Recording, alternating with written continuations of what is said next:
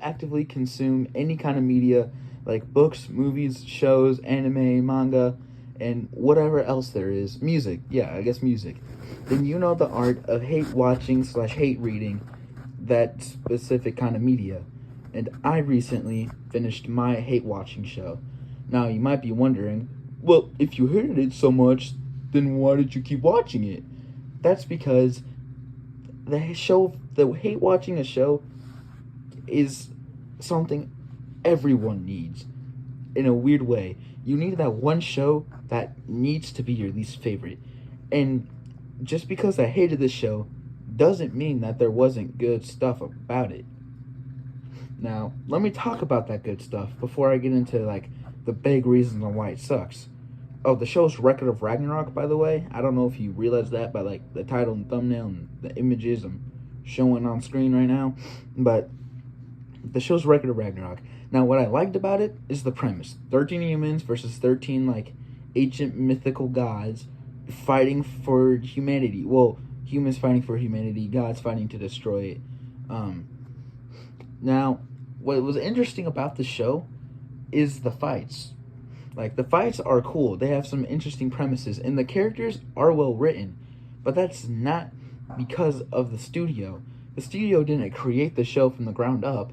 It was adapted from a manga released in Comic Zenin or something like that. I don't know. I don't even know who wrote the series. I probably should have checked that. But the point is that the studio didn't create the series. So, like, they didn't create the good characters. The good characters, they just merely adapted. And that is, well, one of the bad things I'm going to get into. That they just didn't do good adapting the manga. Now, I haven't read the manga. The big example for that is the price. $15 a volume. No, thank you. And I'm not going to read it online because I want to support the author for putting hours of his life into this series. But that's besides the point. What I've seen, like a couple of pages and panels and like a whole fight from the series, and look at the screen right now.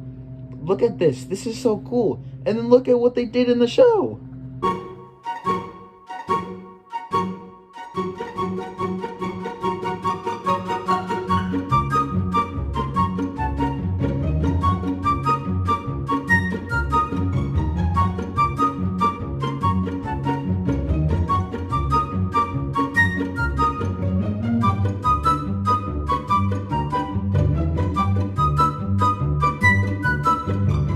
See what I mean?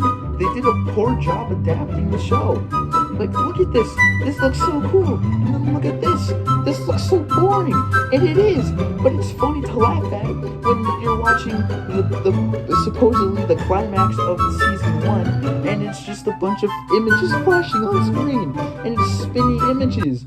And look at Lubu's spin. He's just spinning. It's not even animated. They're just flipping a PNG over and over. And okay, so pacing. Pacing is the other biggest issue I have with Record of Ragnarok. And that is, here is the cycle of the anime. Throw attack, backstory, throw attack, backstory, fight ends, intermedium where they introduce the next fighters, fight starts, backstory, for backstory, throw attack, backstory, throw attack, backstory, throw attack, conversation, throw attack. Now, as the seasons like go on, it gets way better, and I'm gonna get into that later, like about when I actually enjoy it. But the pacing is so bad. Now, if you read the manga, you can read at your own pace. That's what's so great about manga, is that you can finish a volume in an hour, or you can just skim through it, finish it in like 10 minutes. If you read fast enough, and if your reading comprehension is good enough, you could probably finish in 10 minutes getting it. But that's besides the point. Like, the pacing is just bad. Like, this is all bad, and I've always hated it when in shows where there's a fight, they throw like 2 attacks, and then they start yapping and giving backstory, especially when it's backstory that we've seen multiple times. Like, it's just annoying. Like, we get it. But thankfully, Record Ragnarok doesn't repeat the backstory. It's just the backstory so long. Now, I'm going to get into some qualities of this, because there's one and a half really good backstories. I'd actually say 2, not even just 1.5. Those two backstories are Shiva and Zero Fuku. Actually, I'm gonna put in the samurai that fights Poseidon in there too, because he has a really good backstory. I actually didn't hate that part.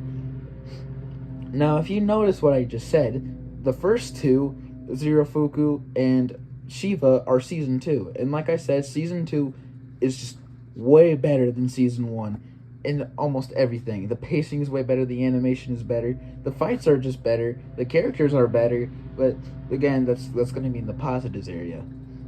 Right now we're in the negatives, okay?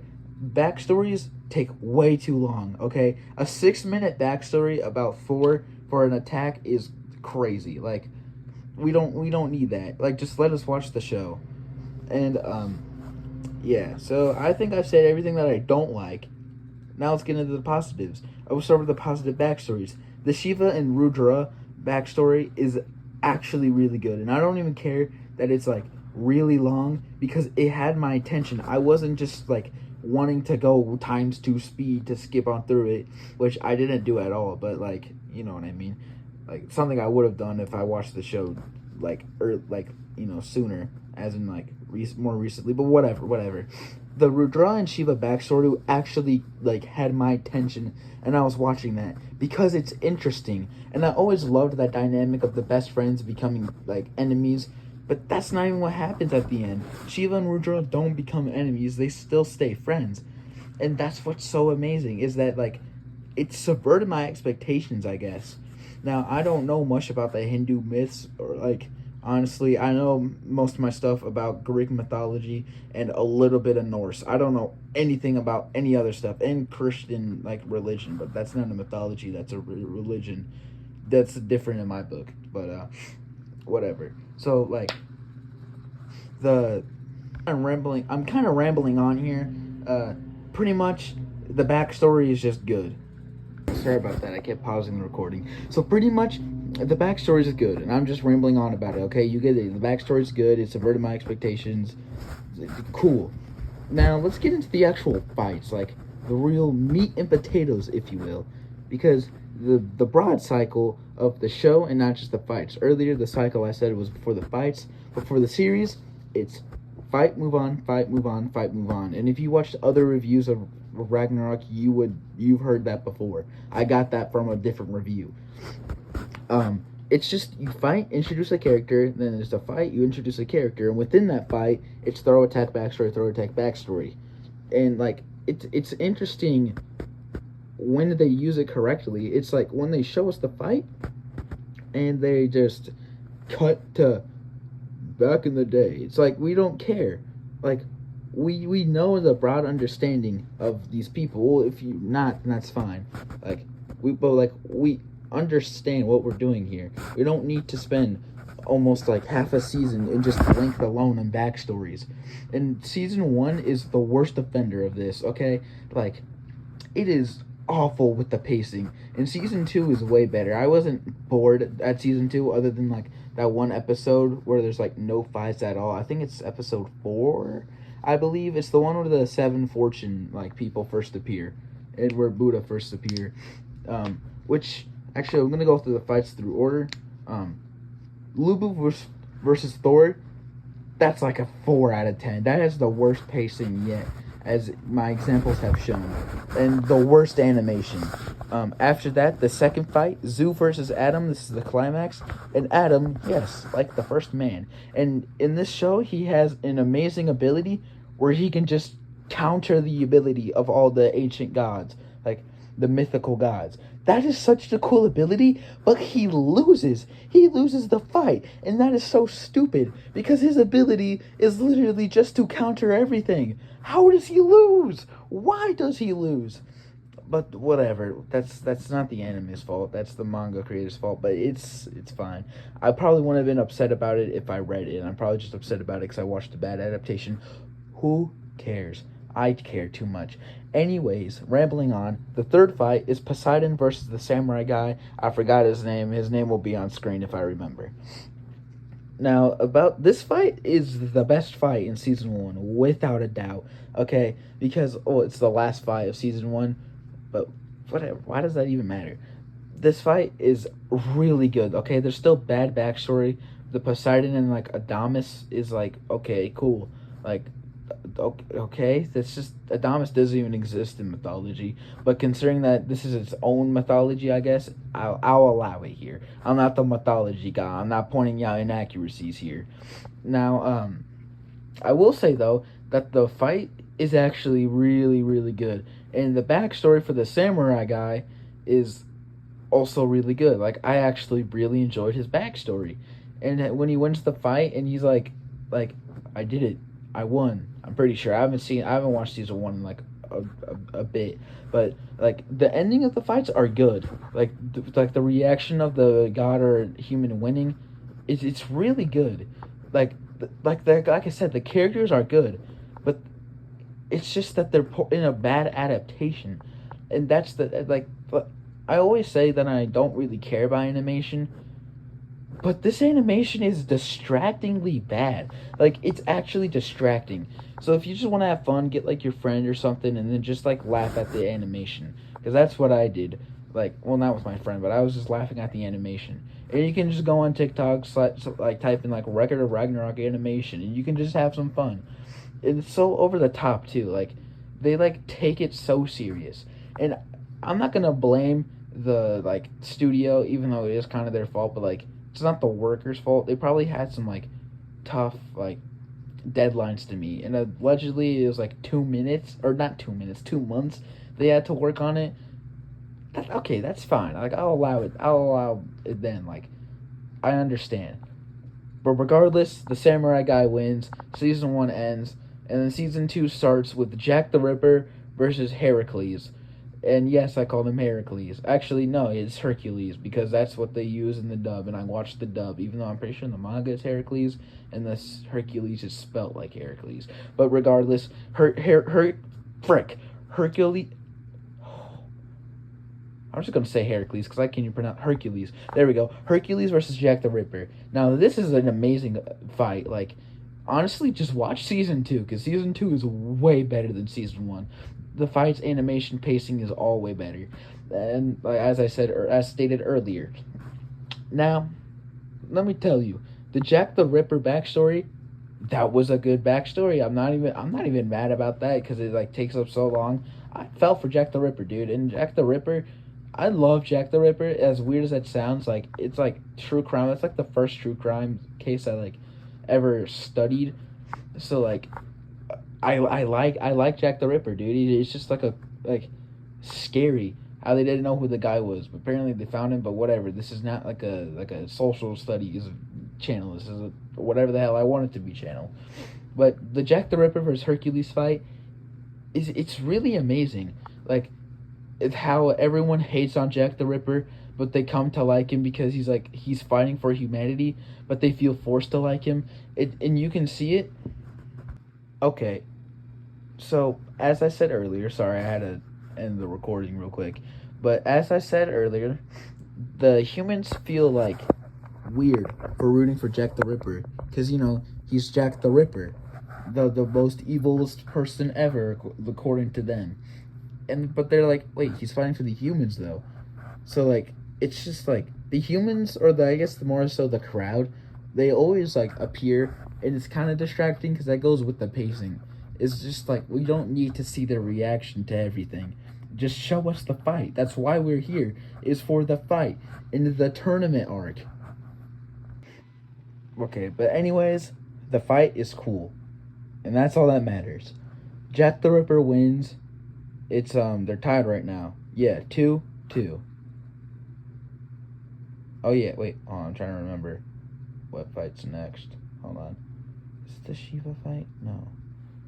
Oh, okay. So Shiva is the 5th fight. The Shiva fight, the really good fight. Really good fight. Okay, just saying that now. And he fights Raiden. It's like Raiden T. I'm just gonna call him Raiden T. Actually, hold on, I have the list pulled up. Give me a second here. Raiden Tamiman. Raiden. I'm just gonna call him Raiden. The Shiva versus Raiden fight is really cool, but for this fight, it's just it's overpowered done right, as the as the person, Doran's world, I think its name, as he says, Shiva is overpowered done right. He loved fighting, and he had to fight his best friend for the position he's in right now. And he sees his Rudra in Raiden as in the fact that it's the first time he's had fun. It's the first fight he's had fun in since since the Rudra fight. And even it's obvious that Raiden is gonna lose because he's going against Shiva.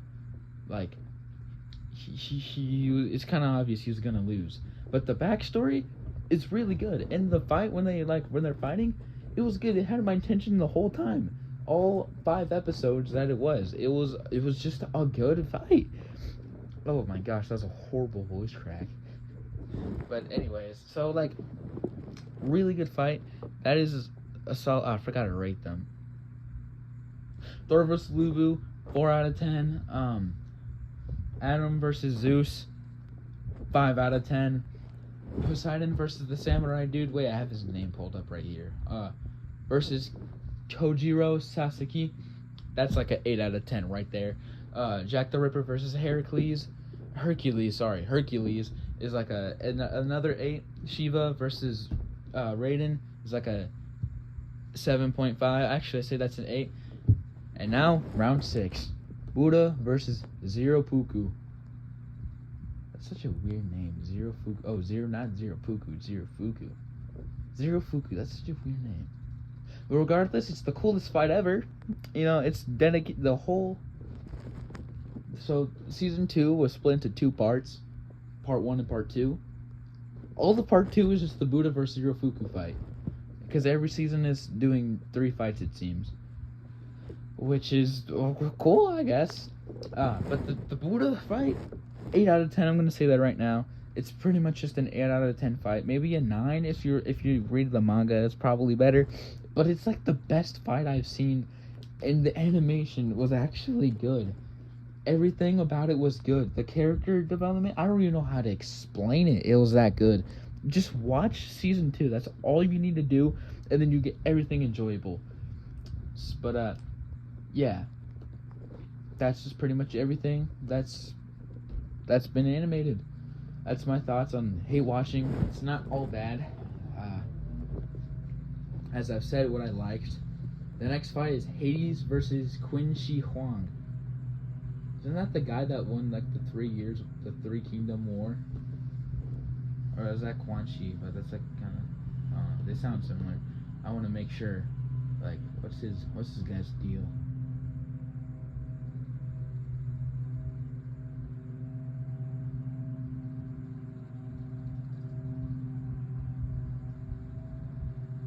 Oh, he's just the founder of the Qin Dynasty, the first emperor to unify China. Oh, so I was right. It is the guy from the 3 Kingdoms War. That's fire. Okay, that's gonna be season 3, and if they're gonna adapt 3 fights per season, we're gonna be up to round 9, which I actually don't know what round 9 is. But just so you know, the manga isn't even done yet. They're on round 11 right now. So which means season 4 will probably be the final season, which will have the last 3 fights in it, which will be 10, 11. Wait, no. No, it'd be 4 fights. So it'd be 4 fights that season then. So yeah, that's pretty much all I think about it. Probably just gonna doom scroll Netflix till I find something that looks bad enough for me to hate watch. I might post a review on it. Maybe not. But yeah, and I hope you enjoyed the video. Yeah.